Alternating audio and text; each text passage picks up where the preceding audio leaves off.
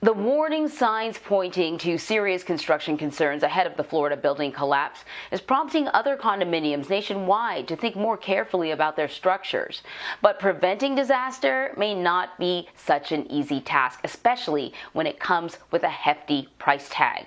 A recent Washington Post report looked into the challenges condo management teams and their residents are facing.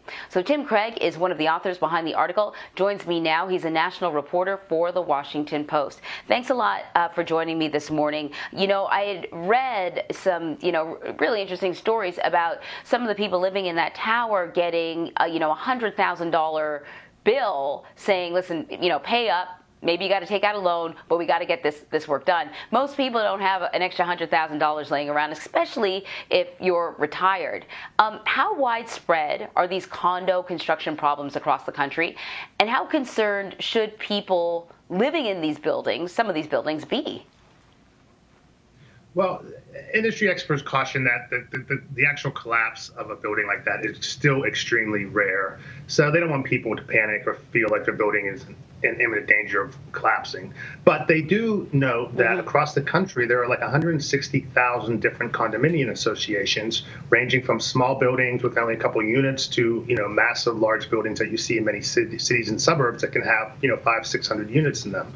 And those buildings are increasingly needing maintenance. And people that don't live in condos don't always realize the people who pays for that maintenance are the people who live there.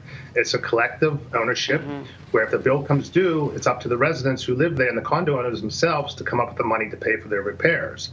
A good running condo association should be setting aside money every month as part of the monthly assessment dues to keep in the bank for emergencies. You should have at least 25% of your budget probably set aside for repairs. And what they're finding out is a lot of places have not been doing that. In a pressure and bid to keep monthly fees low, a lot of the condo boards have not been authorizing big increases. And now when something like this happens, when they want to go back and check the structural integrity of the building, or they want to go back and make sure the roof is fixed, or they want to go back to make sure the support beams are not, rusting or have moisture in them, they're realizing they don't have enough money to do that. So they have to go back to the owners then and ask for more money in order to accomplish that. And if the owners don't have the money, that could be a sign of a problem in the overall real estate market. So these condo boards are essentially autonomous. There's no sort of oversight or it feels like, because these are just made up of residents in the building, it feels like there should be someone else or some other governing body that can step in and say, no, you have to do it this way. But that doesn't exist. No, I mean, you're right. They're basically autonomous. I live in a condo in Washington, D.C., and, we elect our board. They serve at our pleasure, and they make the decisions for the building the same way that if you own a house and you're the decision maker for your independent single-family home, it works the same way. So the question is, though, should there be more government oversight to make sure, one, that buildings are being built to code, two, after buildings are built, that they're not falling into disrepair, and then three, which is trickier, is should the government sort of mandate that condo associations set aside so much money each month in order to fund repairs when they happen. Currently, that mostly does not happen. It varies a little bit state by state, city by city, but the vast majority of condo boards around the country are what you'd consider to be autonomous.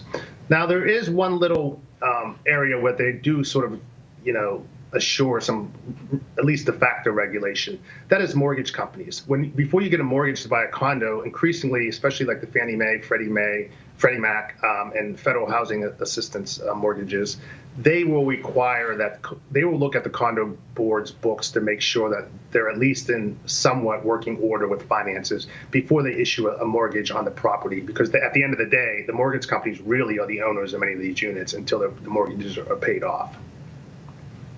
Did you find that there were any particular types of repairs that condo boards have a tendency to put off? Well, it runs the gamut. I mean, each building's different. But the problem that they're finding is that the condo industry grew very rapidly in the late 70s in 1980s, and especially in some states like Florida, California, Texas, where a lot of the population was, moving to at that point of history. So a lot of these buildings were built 40 years ago, and anyone who has a roof at their home knows after 40 years the roof could go and it needs to be replaced. The windows start going, they need to be replaced. So those are big issues that condos should have already set aside money for to repair, but if they haven't, they are now running up against a fiscal and financial clock. Other things that are just problems everywhere is water. Water gets into structures, they degrade support, and they cause a lot of problems, mold and other issues. So that's another issue where, regardless of where you live, you got to be very careful about is water getting into your unit. And once it does, it can be a very costly repair to fix. Yeah. So you mentioned that you live in a condo. I bet you right about now, maybe you, but certainly a lot of people are taking a good hard look at their condo board, some of the decisions that have been made. What are the red flags that condo residents should be looking for in their buildings, and what kinds of questions should they be asking management when it comes to safety and repairs? Well, anyone who buys a condo, at least in many states, before you could buy it, you get a chance to look at the financial documents. So you should be looking at the financial documents to see are they setting aside enough money, probably about 25%, for repairs in the future. If they don't, that's a red flag that maybe you do not want to be there.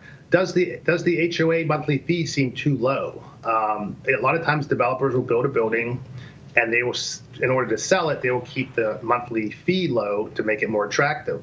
But if it seems too low, if you're paying $200 a month and the building across the street from you is paying $400, $500 a month, that may be a sign that maybe your board has not raised assessments as aggressively as they needed to fund repairs.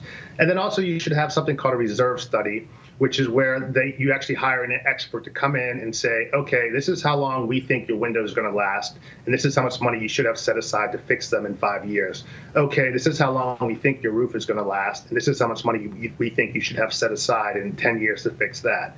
That's good. That's a good sign of a well-run building.